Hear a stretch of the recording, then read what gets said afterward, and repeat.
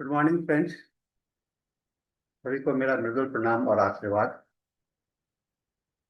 हम लोग पुनः रिपोर्टरी के रूब्रिक्स के क्लास में आज इकट्ठे हुए हैं। हम लोग निरंतर एक नए रूब्रिक को देख करके समझने का कोशिश करते हैं। रोगियों के साथ में, व्यवहार के साथ में, और साइकोलॉजी को समझने का प्रयास करते हैं। साथियों, साइकोलॉजी का इतना महत्व है कि हम लोग बहुत समय में साइकोलॉजी के ज्ञान के अभाव में रूब्रिक्स का अर्थ अलग से लगा लिया करते हैं।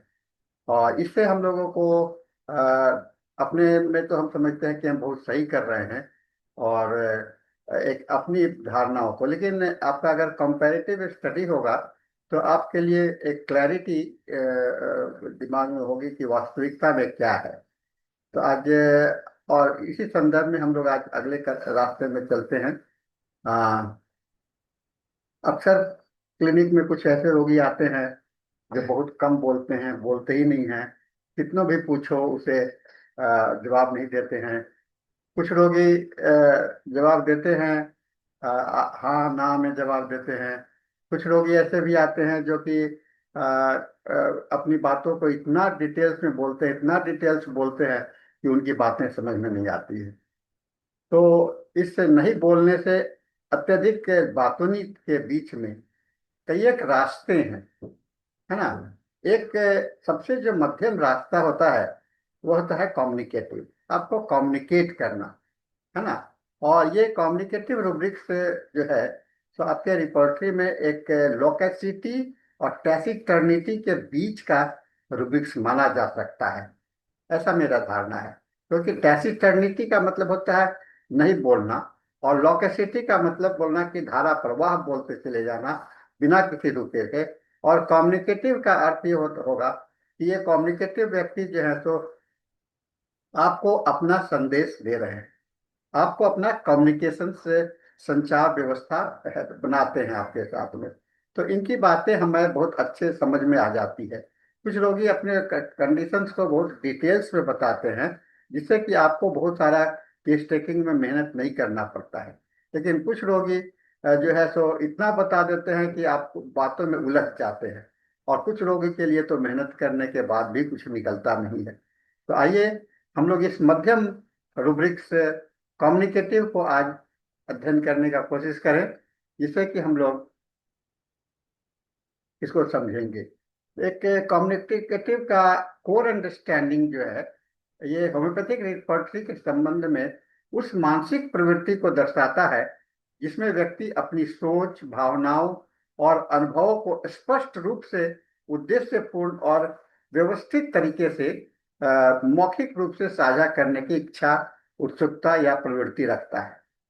समझ रहे हैं ना कि ये जो व्यक्ति है क्या सोच रहा है, उसकी भावनाओं क्या है, उसके सेंसेशन आपको बहुत डिटेल्स में मिलेगा, स्पष्ट मिलेगा, और बहुत ही व्यवस्थित तरीके से होगा, साझा करेंगे। और एक संतुलित दिमाग के व्यक्ति माने जा सकते हैं। लेकिन अत्यधिक बोलने की प्रवृत्ति नहीं होती है, जैसे लोकेसिटी में, बातूनी में।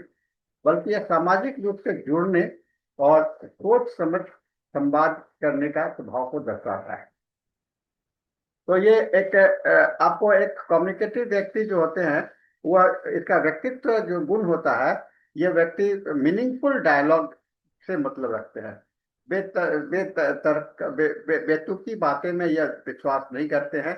ये एक जिसका अर्थ निकल सके, ऐसी बातों में विश्वास रखते हैं जिसका अर्थ निकल सकता है। इसमें मेंटल क्लैरिटी होती है, इनकी मानसिक स्पष्टता होती है, और बौद्धिक क्षमता, भावनात्मक क्षमता, दोनों का एक जुड़ाव होता है।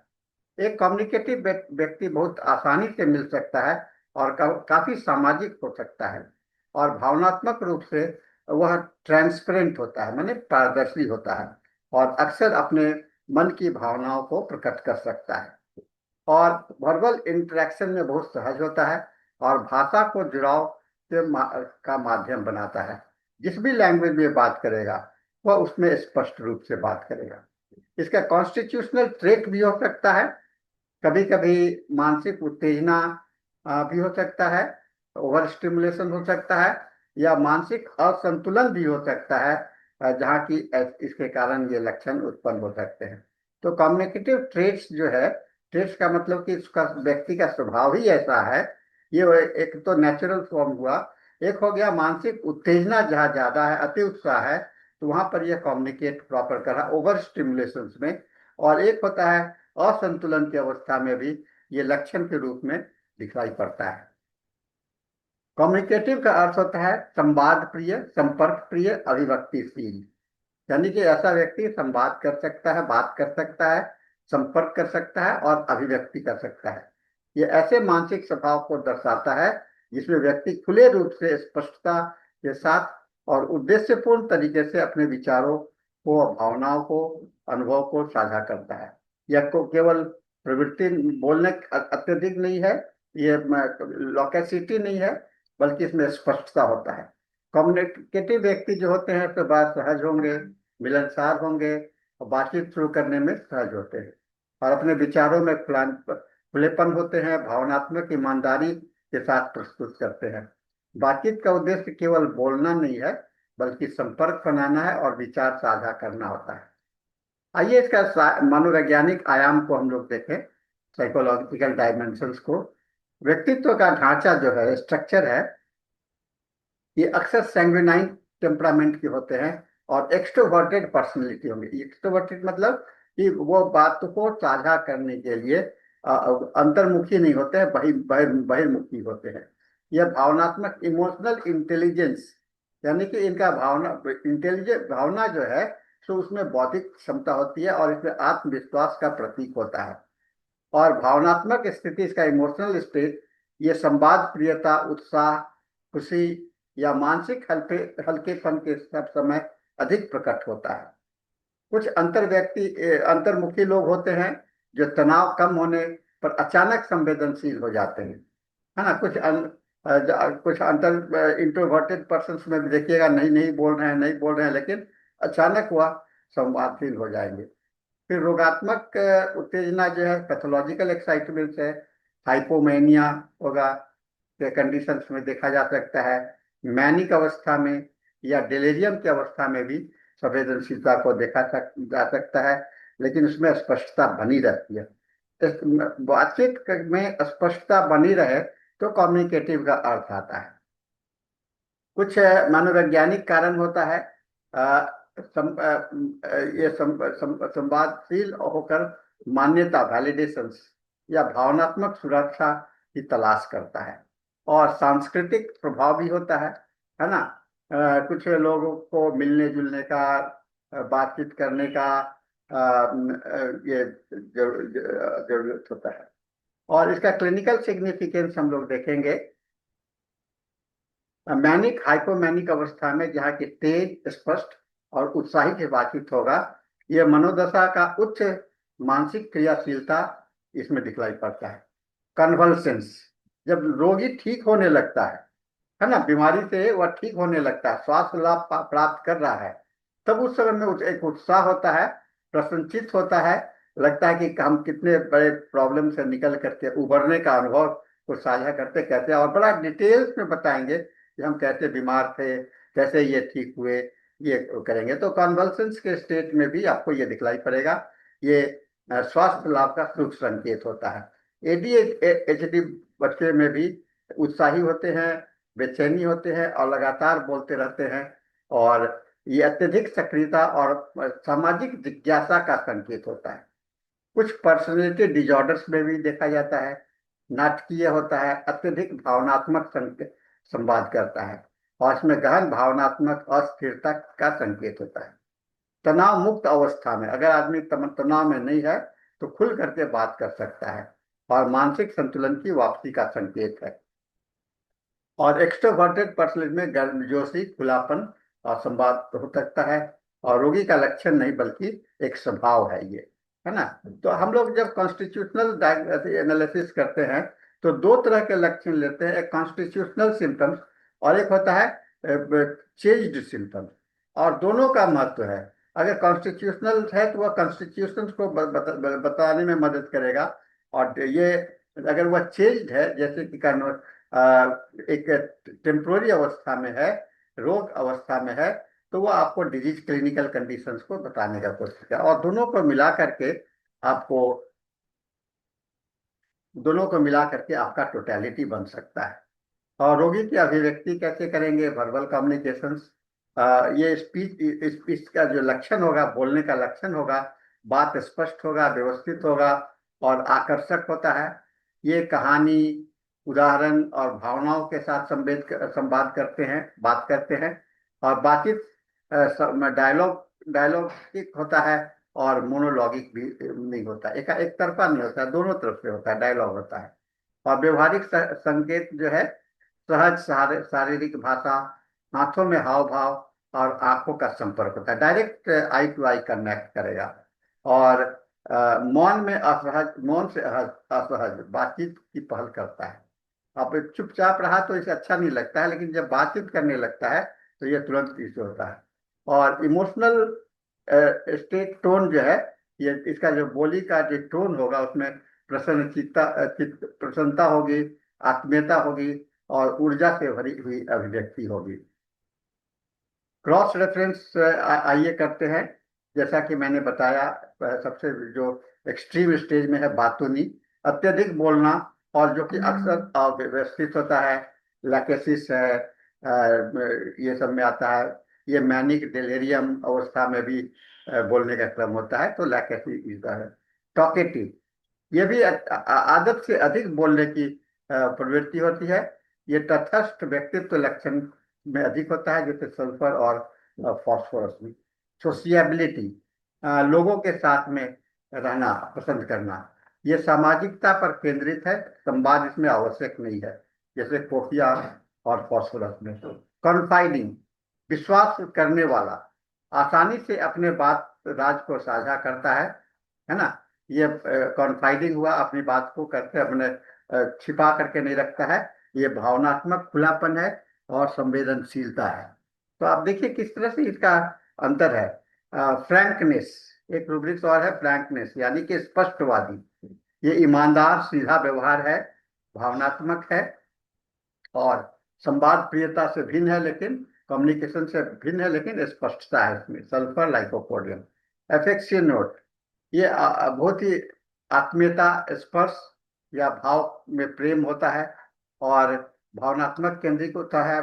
संवाद इसमें कोई जरूरी नहीं है कि वह बोलेगा सचेत व्यक्ति, है ना। ओपननेस, खुलापन, विचारों विचार जो होते हैं इसके स्वतंत्र होते हैं।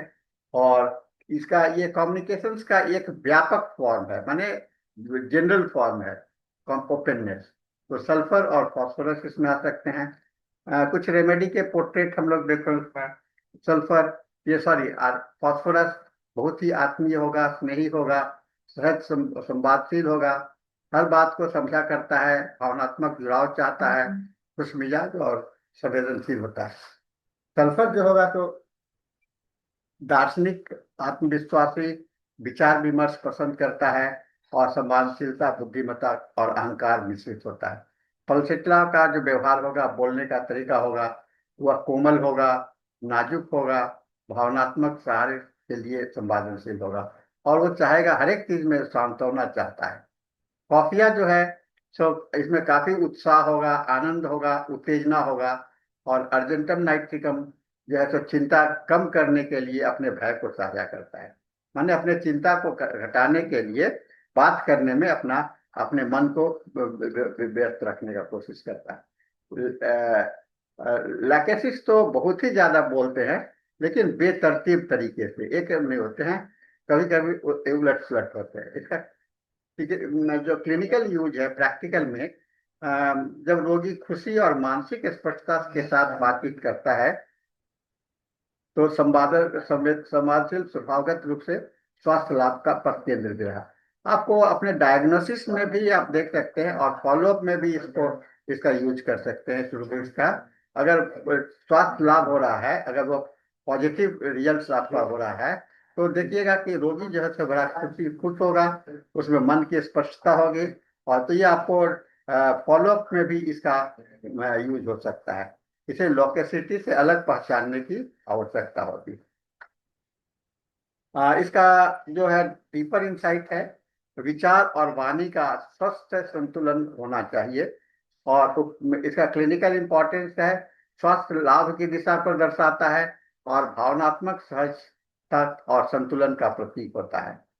तो निष्कर्ष यही निकलता है कि एक ऐसा मानसिक रूप है जो कि खुलेपन, सामाजिकता और भावनात्मक संतुलन को दर्शाता है। यह टॉकेटिव लोकेसिटी से आपको, टॉकेटिव हुआ आदतन बातों नहीं, और एक होगा लोकेसिटी बेतरतीब और रोगात्मक बोलने की से भिन्न होता है। यह कम्युनिकेटिव एक सकारात्मक मानसिक व्यवस्था है और सही औषधि का प्रयोग करने में मदद करता है। फास्फोरस, सल्फर पल्सेट लाइफ में स्पष्ट रूप से दिखलाई पड़ता है।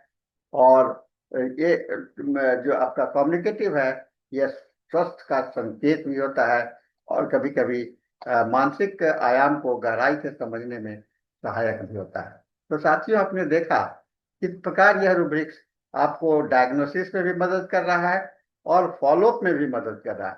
तो बहुत सारे रूब्रिक्स हैं जो कि आपको फॉलोअप में भी मदद करते हैं, जिसका कि संकेत मैं देता रहता हूं अपने हर एक रूब्रिक के साथ में। तो इसको आप लोग ध्यान में रखेंगे। साइकोलॉजिकल फेनोमेना को जानना बहुत ही जरूरी है, क्योंकि इसके अभाव में हम रूब्रिक्स का अर्थ जो है तो गलत लगा लेते हैं, डिस्टिंग्विश नहीं कर पाते हैं, क्योंकि ये सिनोनिम्स के रूप में कभी इसको यूज कर लेते हैं कि लॉकेसिटी और कम्युनिकेटिव एक होगा।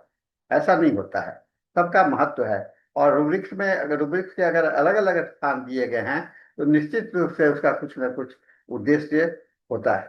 तो साथियों, आज का इसी संदेश के साथ में आज का मीटिंग हम यहाँ समाप्त करेंगे। हम लोग फिर मिलेंगे एक नए रूब्रिक के साथ में। तब तक के लिए आप सबों को मेरा मृदुल प्रणाम, आशीर्वाद, धन्यवाद। Thank you very much.